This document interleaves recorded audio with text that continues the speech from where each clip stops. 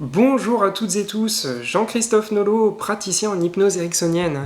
Aujourd'hui, on va parler d'un thème qui est l'hypersensibilité, thème très important dans notre société actuelle.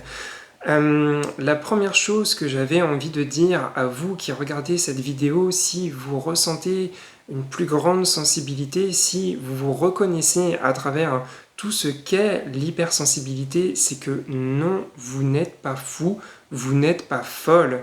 Non, c'est quelque chose qui est naturel. Et c'est vraiment ce que j'ai envie de vous partager à travers cette vidéo.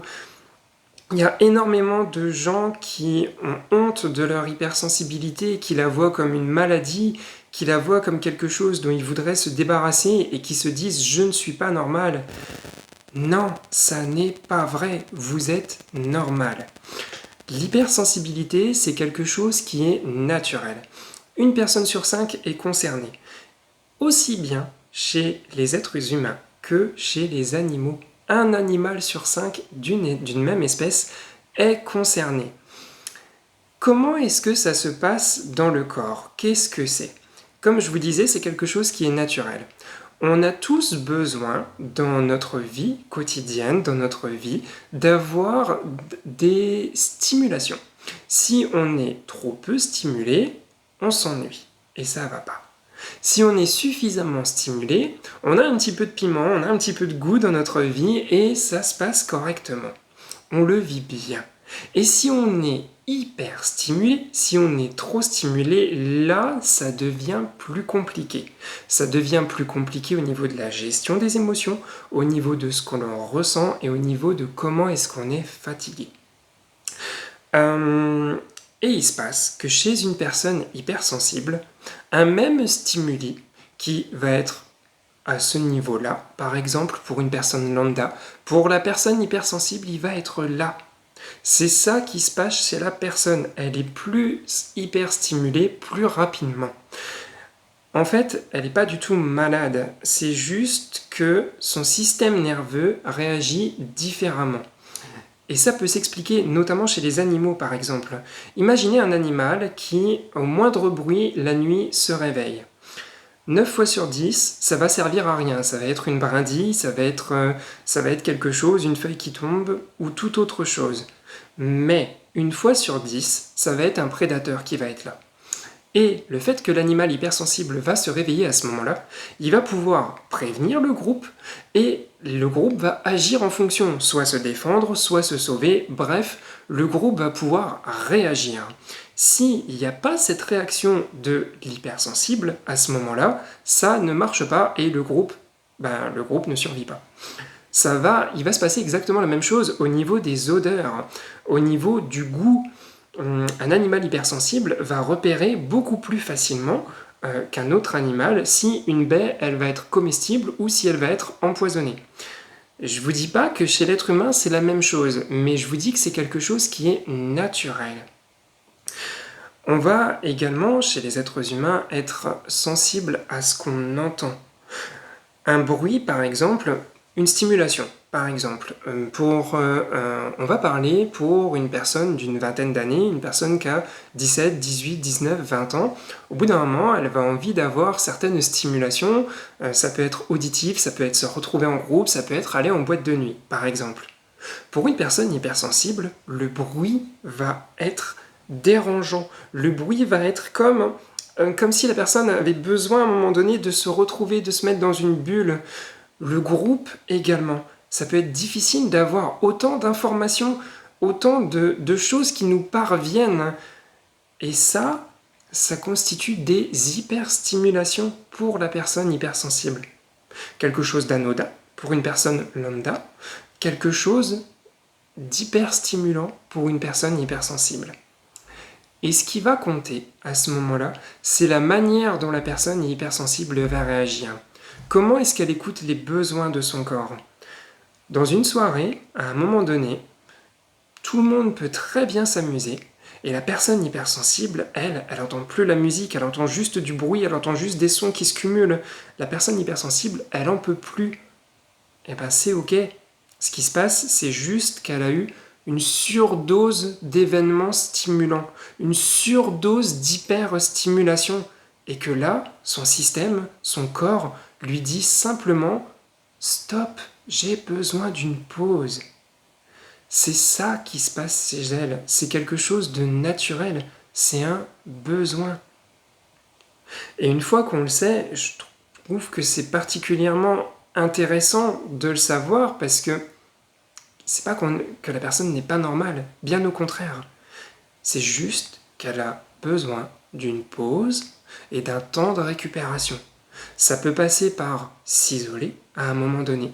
Ça peut passer par baisser la luminosité, se mettre dans un endroit plus sombre, plus calme, se retrouver pour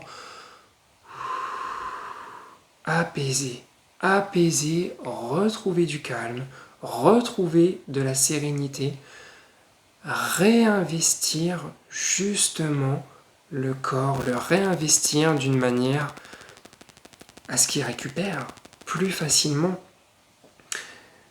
Et ça, je pense qu'on peut le retrouver également dans notre vie quotidienne. Par exemple, une personne qui va travailler dans un open space et qui va être hypersensible, ça va être beaucoup plus compliqué pour elle, elle va être beaucoup plus fatiguée pour elle qu'une personne qui ne sera pas hypersensible et qui n'aura pas toutes ces hyperstimulations de voir le monde, d'entendre les gens, de recevoir toutes ces informations qu'elle reçoit en permanence. Si la personne se retrouve dans un bureau où elle est isolée, où elle est au calme, ça n'empêche pas d'avoir des interactions avec ses collègues, ça ne l'empêche pas d'entendre ce qui se passe, mais c'est comme une sorte de protection à ce moment-là qui se fait et elle se retrouve dans un environnement qui peut-être pour elle, elle se sent mieux, elle se sent comme si c'était plus sain à ce moment-là pour elle, et c'est ok, on a tous des besoins, peu importe qu'on soit hypersensible ou non, il y a ces besoins-là. La personne hypersensible, elle va contribuer également à des avancées managériales. Elle ne le sait pas forcément, mais elle est créative, cette personne-là. Elle est souvent créative, souvent intuitive. Elle ressent des choses, c'est les personnes. Elle ressent des choses dans la nature, dans la vie quotidienne. Elle ne sait pas forcément pourquoi, mais elle sait qu'il faut qu'elle se trouve à tel endroit, à tel moment. Eh ben, c'est ok. Et quand elle écoute ses intuitions, souvent, ça lui apporte quelque chose de positif. Donc ça aussi, c'est quelque chose de beau, c'est quelque chose qui est à prendre en compte. Je voudrais vraiment, si vous regardez cette vidéo et que vous vous sentez hypersensible, sortez vraiment de cette idée que l'hypersensibilité, c'est quelque chose de pas bien, c'est quelque chose... c'est une maladie. Non, pas du tout. C'est vraiment le message que j'ai envie d'envoyer aujourd'hui. L'hypersensibilité, ça peut être quelque chose de très très beau et c'est quelque chose de naturel. Ok, maintenant, on sait que, voilà, il y a du bruit, qu'il y a des informations extérieures, qu'il y a des émotions, qu'il y a un ressassement également. Il y a une dispute avec une personne, un collègue, un ami, quelqu'un. Il se peut très bien qu'au bout de quelques minutes, au bout d'une vingtaine de minutes même, la personne avec qui il y a eu le conflit, avec qui il s'est passé quelque chose, elle pense à autre chose. Et pour la personne hypersensible seulement, c'est pas la même histoire. Elle va repasser la scène, elle va y repenser, elle va peut-être même culpabiliser, elle va se dire des choses, et elle va y repenser. Et ça va la poursuivre pendant la journée, pendant la nuit, peut-être même pendant les semaines qui vont arriver, parfois même, peut-être même pendant plusieurs mois.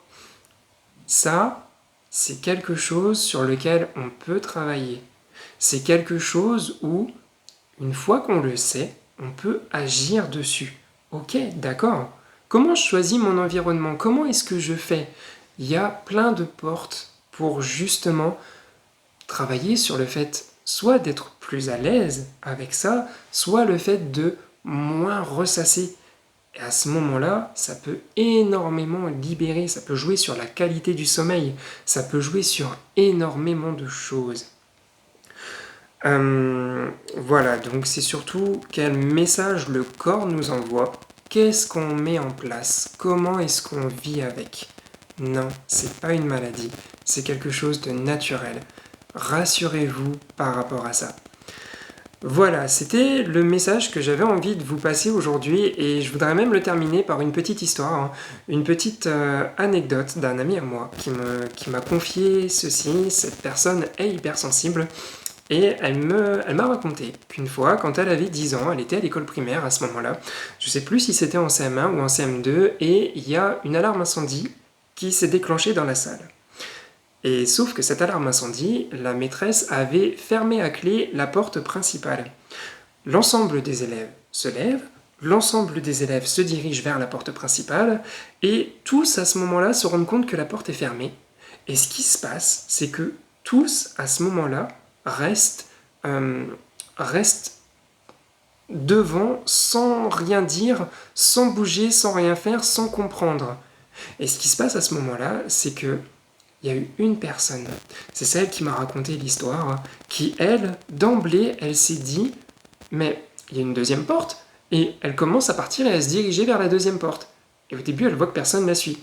Et en fait, son hypersensibilité, elle est venue jouer ce rôle-là, à ce moment-là.